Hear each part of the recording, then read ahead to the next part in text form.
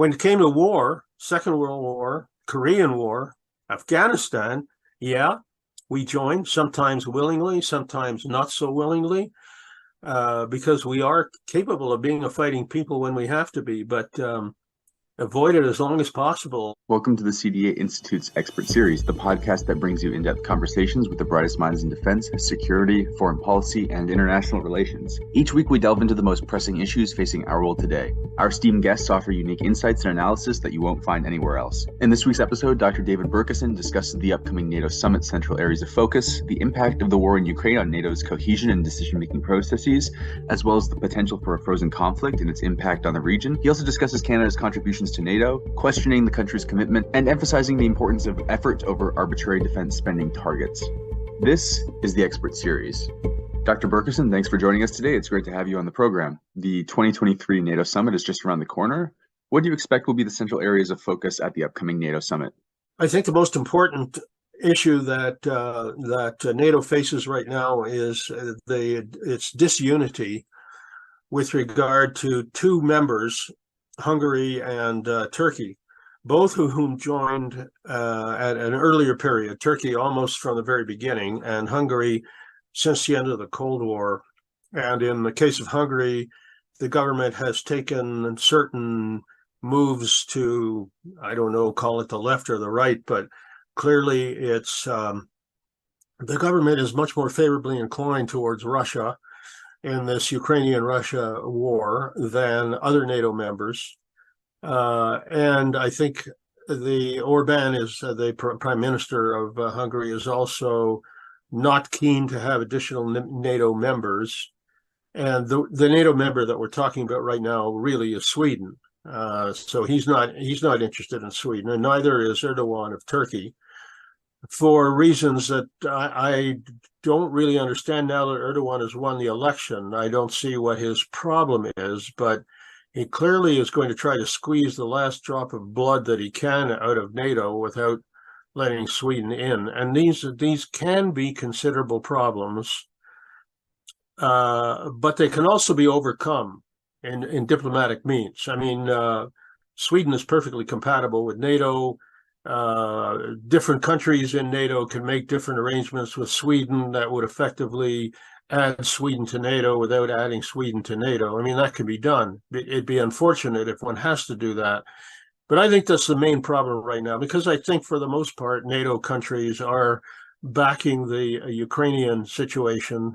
Lots of weapons are being donated, and really at this stage of the game, it's up to the Ukrainians to decide how they're going to fight this war and what the limits of their endeavors are going to be.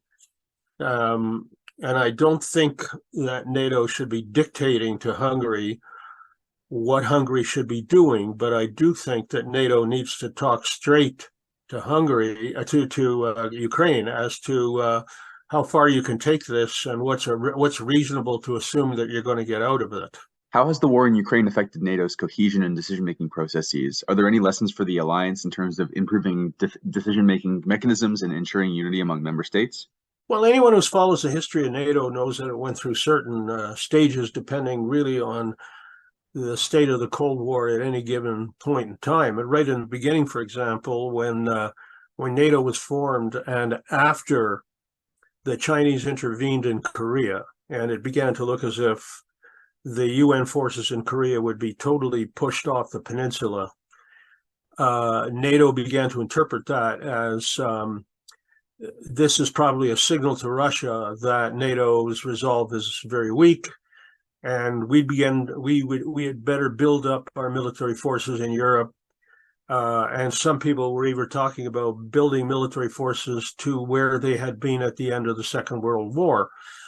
And that was totally unrealistic. And that's why NATO then decided that they would resort to nuclear weapons if they had to. And that's also when the NATO countries, at least Canada, United States, Britain, other countries, began to vastly increase their military budgets. I mean, it was the largest peacetime mobilization in Canadian history, and it lasted for several years before it evened off. So when you look at all of that, and then you say, okay, well, then you drive it forward to the end of the Cold War, and people began to think, well, what is NATO for? NATO goes to Afghanistan. Why is NATO in Afghanistan? It's got nothing to do with the North Atlantic Treaty Organization, et cetera, et cetera, et cetera. The Russian invasion of Ukraine, I think, shook everybody almost as much as the Chinese invasion of Korea in the fall of 1950, almost as much. It didn't shake Canada as much, that's for sure. We can get into that. But clearly the United States, Germany, a perfect example. And Mr. Schultz has got his problems over there with the kind of a government that he's put together, but he's doing his best, I think, right now. But what we have is NATO being reminded that the world could be at peace for 50 years, so-called at peace, because there were wars going on all the time anyway, but they weren't wars that directly involved NATO or didn't impact NATO unless NATO got itself involved. But we're now returning to, I guess, the state of the world as it normally is. And NATO has got to face up to these realities. It has to do with deterrence. And deterrence means you've got to build your military forces to the point where the other side comes to the conclusion that not only should nuclear war never be fought, it cannot be fought, but you have to know that if it is fought, you are going to suffer as much as everybody else is, so there's no point in fighting it. I haven't been to China in a long, long time, and my wife and I were there about 5 years ago. We went to Shenzhen, which is just inside the Chinese border from Hong Kong, and you see what they've built up there, and you ask yourself, how much do they have to lose in an overall nuclear exchange? I mean, it's just unthinkable. But NATO has to keep holding that card up to NATO's enemies, or maybe not its enemies, but those countries that are clearly challenging NATO and the United States today on a wide front, from trying to take the dollar down as the international currency of exchange, to building navies, to building alliances with all kinds of unlikely partners like China and the Solomon Islands and so on. You know, NATO's got to react to that. They just have to react to that, because if they don't, it's a sign that Russia, China can do just whatever the hell they want to do and not worry about a NATO reaction. Canada has committed troops to various NATO missions, including those in Eastern Europe. How do you evaluate Canada's contributions to NATO in terms of military capability, strategic significance, and overall commitment to the alliance's goals?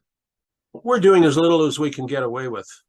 This is what we always do. We've been doing this for a long, long time.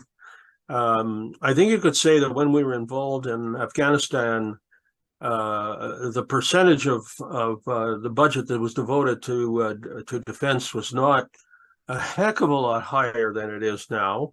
But we were actively involved in an important part of the country, and that's why the military wanted to go there in the first place. And it's also why Foreign Affairs, different names at different times, but you know what I'm talking about. Foreign Affairs wanted to go there also, and so did the government, because the Martin government was convinced that Canada had to start sort of elbowing its way back into world significance, and that was one way of doing it. Pick a tough spot in Afghanistan and hold it.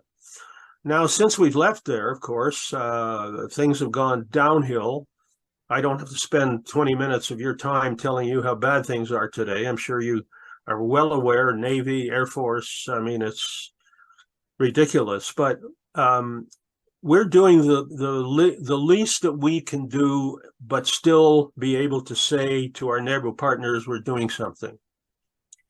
Yeah, we gave the Ukrainians 8 tanks. I don't know, we seem to have bought several dozen of these Leopard 2s when we got involved in Afghanistan. A couple of years after our involvement is when we said, we need these tanks to break apart the grape huts and all those fortifications in Afghanistan. And what did we do when we were done with them? We brought them home and we stuck them in a warehouse somewhere. A few of them we left out for training purposes, but we're not ready with that. The prime minister has just been in Ukraine promising more of this and that and the other thing. But the defense budget remains more or less where it has been now for many, many years. And, we're supposed to be undergoing this defense review right now, a secret defense review. This government has committed so much money to not defense matters. I don't know where they're going to find $5 to increase the defense budget. And if they don't, no ships soon. No service combatants, that's for sure. We're going to get these fighter jets sometime in the next 5 to 10 years, but no combat helicopters, no this, no that, no the other thing. It's simply not enough. How justifiable is the argument that 2% defense spending is arbitrary and should not be the sole measure of a country's investment in NATO? What alternative measures or criteria should be used to assess a country's contribution to the alliance? And should the focus be solely on defense spending targets, or should NATO place greater emphasis on the effectiveness and efficiency of military capabilities? Well, I've been a longtime critic of the 2% target. And the reason is because too many nations can fool around with it in too many ways. You add pensions, you add uniforms, you add, brass buttons, you add military bands. I mean, it's a very arbitrary figure. But when you are very low on the scale of defense spending, as Canada is, there's nothing arbitrary in that at all. I mean, you just look at our kit, look at the aircraft that we have, look at the Navy that's going to pieces, and no chance really of refurbishing it in any time in the next 5 to 10 years. Nobody.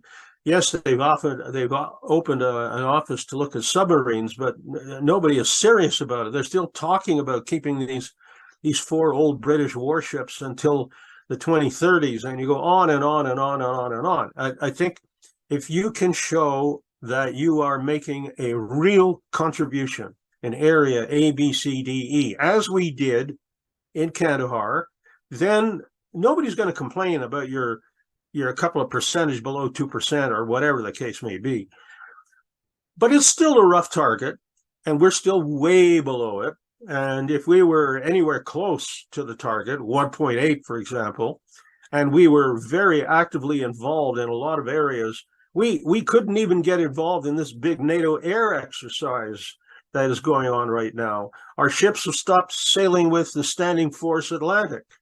These are all measures of how we don't measure up. We sent what we call a brigade group headquarters or whatever it is to, I guess it's Latvia. We could scrape together 4,000 troops to send to Latvia, but how many more troops can we scrape together? So I don't live and die by the 2%, but I do live and die on effort, and I don't see much effort. So is there a point at which Canada decides to and commits to spending more in defense, or do you expect more of the same going forward? Well, I think that the prime driving force when it comes to defense, since the end of the Cold War, I would have to say, with the exception of our involvement in Afghanistan, is you get away with as little as you can. You do whatever you can to keep the folks in Washington not happy, but at least don't leave the Canadians alone. We have a major international trade between our two countries. Canada is very important. I mean, let's face it, who saved NAFTA? It was the big American manufacturers who saved NAFTA, who told President Trump, you can't do this. So much of what we do is tied into to trade with Canada, trade in trucks, trade on railways, trade in the air, cross-border trade, seaborne trade. The two economies are way too closely linked for you to do anything significant. So there's always that consideration. So they'll give us a break when those issues are raised, but we will get away with as little as we can, and that's always been the case. I would say unless Ukraine is defeated and Russia goes on to Moldova and begins to threaten the NATO countries in the Baltic, I don't see anything happening here. And part of it is, I have to say, the Canadian people who are fat and happy It's a wonderful country to live in. I love being here, but it's like Senator Dandurand in the 1920s. We live far from flammable materials, and we have nothing to worry about. And we don't care about Czechoslovakia and Bulgaria. We care about the United States and Canada. That is still being the issue. When it came to war, Second World War, Korean War, Afghanistan, yeah, we joined, sometimes willingly, sometimes not so willingly, because we are capable of being a fighting people when we have to be, but avoid it as long as possible. A recent RAND article discussed the potential for a frozen conflict in Ukraine as an alternative to a continuation of the war. What are the implications of a frozen conflict scenario for NATO security and stability in the region? How would it impact the alliance's relationship with Ukraine? I think it continues. I think it continues, though, in the way that it has continued in Korea since 1953. Somehow or other, I think both sides will come to the realization that regardless of what they're telling the world, they can themselves no longer continue the level of fighting that they have been sustaining for the last year and a half. I don't know what to make of the defenses that Russia has built along this territory that it grabbed from Ukraine, but the Ukrainians with this counteroffensive seem to be having a lot of trouble getting through it. I think eventually the Ukrainians will say to themselves, well, we'd love to get the Crimea back, but it ain't never going to happen. We'd like to get the rest of the Donbass back, but ain't never going to happen. You can't pour men and equipment into a war continuously, and Ukraine has got a heck of a rebuilding job to be done after all the bombardment that is received from the Russians in the last year and a half. And on the Russian side, I don't know, because I don't know what goes on inside Vladimir Putin's head. I mean, this has been one disaster after another for him.